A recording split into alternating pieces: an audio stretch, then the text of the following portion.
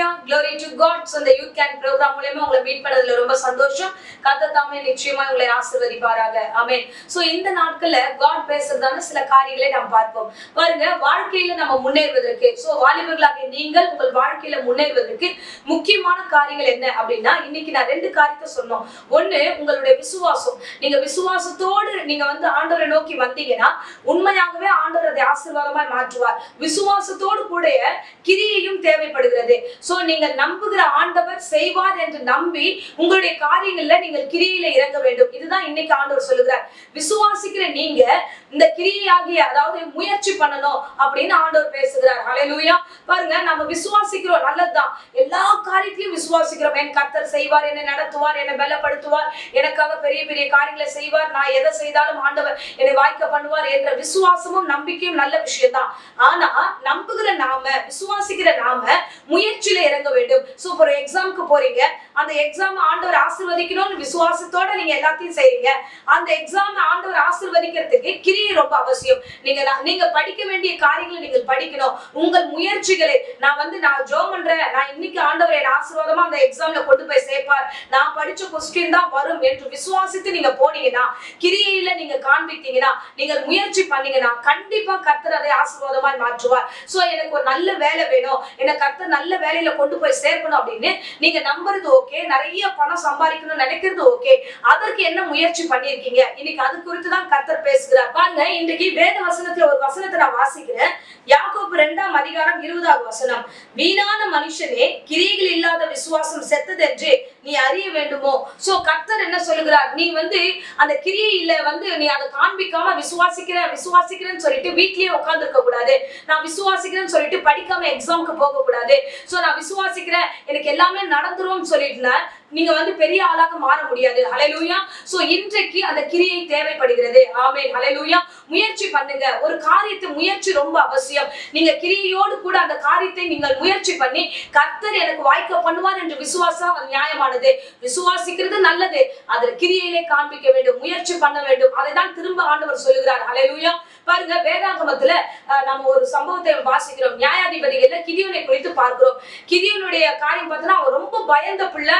அவன் அந்த கோத்திரத்துல சிறியவனா இருக்கிறான், ரொம்ப பயந்தவனா இருக்கிறான். அப்பேற்பட்டவன் இஸ்ரவேல் பிள்ளையா இருக்கிற அந்த பிள்ளைக்கு அவர்களுடைய ஆசீர்வாதத்தை அழிக்கும்படியாக மீதியானர்கள் அந்த இஸ்ரவேல் என்னெல்லாம் பண்ணி வைக்கிறாங்களோ, அவங்களுடைய தோட்டத்தை அழிக்கிறாங்க, அவங்களுடைய வம்சத்துல இருக்கிற எல்லா காரியத்தையும் அழிக்கிறார்கள். சோ அவங்களுடைய ஆசீர்வாதத்தை அழிக்கிறாங்க, எல்லாத்தையும் அழிச்சு போட்டுறாங்க.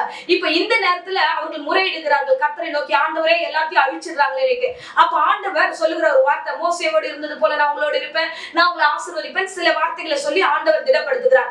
உடனே கிதியோன் என்ன பண்ணுகிறார் அப்படின்னா, மீதியானர்கள் வருவதற்கு முன்பதாகவே அங்க போய் அந்த கோதுமைகள் எல்லாத்தையும் எடுத்துட்டு போய் அங்க போய் அவன் போர் அடிக்கிறான் என்று வேதம் சொல்லுகிறது. ரொம்ப அருமையான ஒரு காரியம் இந்த காரியம். அவன் பயந்தவன் தான், ஆனா கர்த்தருடைய வார்த்தை வந்த உடனே அவன் எழுந்து போகிறான். இன்றைக்கு அருமையான பிள்ளைகளே, நீங்கள் பயந்து இருக்கலாம், இந்த எக்ஸாம் என்னால அட்டெண்ட் பண்ண முடியாது, இந்த இன்டர்வியூ என்னால போக முடியாது, இந்த வியாபாரத்தை என்னால தொடங்க முடியாது, இந்த காரியத்துல என்னால நிற்க முடியாது, பாவத்துல இருந்து என்னால வர முடியாது. இல்ல, நீங்கள் முயற்சி பண்ணுங்க. நிச்சயமாகவே முயற்சி உங்களை சிறந்த இடத்துல கொண்டு போகும். ஹalleluya. பாருங்க, பழமொழியே சொல்லுதுல, முயற்சி திருவினையாக்கும் என்று. சோ நீங்கள் முயற்சி பண்ணுவது நல்லது. என்னன்னா, அந்த கிதியோன் பயப்படுகிறான். பயம் இருக்கு, அவனுக்குள்ள பயம் அதிகமா இருக்கு. இன்னைக்கு நிறைய பேர் முயற்சி பண்ணாததுக்கு காரணம் என்ன தெரியுமா? பயம். எதுக்கு எடுத்தாலும் பயம், எந்த எக்ஸாம் அட்டெண்ட் பண்ணாலும் பயம், எந்த இன்டர்வியூ போனாலும் பயம், எதை பார்த்தாலும் ஒரு பயம் வந்ததுனால முயற்சி செய்யறதே இல்ல. ஐயோ, அது தானா நடக்கிறதா தான் நடக்கட்டும். இல்ல, தானா எதுவுமே நடக்காது. விசுவாசிக்கிற நீ உன் கிரியையினால முயற்சி செய்து அதை ஜெயமுள்ள கர்த்தருடைய ஆசீர்வாதத்தை பெற்றுக்கொள்ள வேண்டும். ஆமென். ஹalleluya. இவன் பயந்தவனாக இருந்திருந்தானா ஆசீர்வாதம் இஸ்ரவேலுக்கு வந்திருக்காது. அவன் பயந்தவனாக இருந்த பொழுதும் கர்த்தருடைய வார்த்தையை வைத்துக் கொண்டு அவன் போகிறான், போர் அடிக்கிறான். அந்த ஆசீர்வாதத்தை அந்த இஸ்ரவேல் ஜனங்களுக்கு அவன் அந்த கோதுமை மணிகளை சேர்க்கிறான், ஜெயத்தை பெறுகிறான். அப்போது அருமையாய் கர்த்தர் ஒரு வார்த்தை சொல்லுவார். நியாயாதிபதிகளை கர்த்தர் பேசுகிற வார்த்தை பாத்தீங்கன்னா, நியாயாதிபதிகள் 6ஆம் அதிகாரத்துல கர்த்தர் சொல்லுகிறார் 12ஆம் வசனத்துல, பராக்கிரமசாலியே கர்த்தர் உன்னோடு இருக்கிறார். ஆமென். ஹalleluya. சோ பராக்கிரமசாலியே எப்போது கர்த்தருடைய வார்த்தை வருகிறது என்றால், அவன் பயந்து இருந்த பொழுது வரல, அந்த பயத்தின் மத்தியில முயற்சி செய்து வரும்பொழுது கர்த்தர் அவனோடு இருக்கிறார். ஆமென். அன்பு பிள்ளையே, பயம் உன்னை வாழ வைக்காது. சோ நீங்க சோம்பேறித்தனமா வீட்டுக்குள்ளேயே உட்கார்ந்துட்டுனா அது வாழ வைக்காது. நீங்கள் முயற்சி செய்ய வேண்டும். நீங்கள் உங்கள் கிரியையில காண்பிக்க வேண்டும். அந்த கிரியை தான் உன்னை சாதிக்க வைக்கும். ஆமென், ஹல்லேலூயா. சோ மற்றவர்களை பார்க்காதீங்க, உங்க பயத்தை பார்க்காதீங்க. கர்த்தர் வார்த்தை வந்துருச்சா உடனே முயற்சி பண்ணுங்க. அந்த முயற்சி உங்களை ஆசீர்வாதமாய் மகிமையாய் கொண்டு போய் சேர்க்கும். கிதியோனை பார்த்து கர்த்தர் சொன்னார், பராக்கிரமசாலியே கர்த்தர் உன்னோடு இருக்கிறார் என்று. இன்றைக்கு கர்த்தர் உங்களை பார்த்து இதே வாக்குத்தத்தத்தை சொல்லி ஆசீர்வதிக்கிறார். நீ எங்கே வேணாலும் கடந்து போ. நீ சாதிக்க வேண்டிய இடத்துல கர்த்தர் உன்னை போய் நிற்க வைப்பார். நீ ஆசீர்வாதமா இருக்க வேண்டிய இடத்துல கர்த்தர் கொண்டு போய் நிற்க வைப்பார். நீ முயற்சி செய், ஆசீர்வாதத்தை பெற்றுக்கொள், கர்த்தர் உன்னோடு இருப்பார். ஆமென். இப்போது மடியன் உங்களுக்காக ஜெபிக்கிறேன். இருந்த இடங்களை கண்களை மூடி நாம் ஜெபிப்போம். அன்பு ரட்சகா, இந்த அருமையான வேலைக்காக நன்றியோடு ஸ்தோத்திரம் பண்ணுகிறோம். ஏசப்பா, என் பிள்ளைகளிடத்துல சொன்ன வார்த்தைக்காக நன்றி செலுத்துகிற ராஜா. இன்று முதல் ஆண்டவரே, சின்ன சின்ன காரியத்திலும் என் பிள்ளைகள் முயற்சி பண்ணுகிறதே நீர் ஆண்டவரே ஆசீர்வதிக்க போகிற கிருபைக்காக ஸ்தோத்திரம். ஆண்டவரே, தொடர்ந்து இந்த பிள்ளைகளை வழி நடத்துங்க, ஆசீர்வதிங்க. கிதியோன் இடத்துல சொன்ன அதே வார்த்தை ஆண்டவரே என் பிள்ளைகளோடு சொல்லி நீர் ஆசீர்வதித்தீர். அதுக்காக ஸ்தோத்திரம். தொடர்ந்து பெரிய காரியங்களும் ஆசீர்வாதங்களும் இந்த பிள்ளையுடைய வாழ்க்கையில நிறைவேறட்டும். தொடர்ந்து வழி நடத்தும், ஆசீர்வதியும். இயேசுவின் நேற்று நாமத்திலே ஜெபிக்கிறேன் நல்ல பிதாவே. ஆமென், ஆமென். Praise the Lord. God bless you.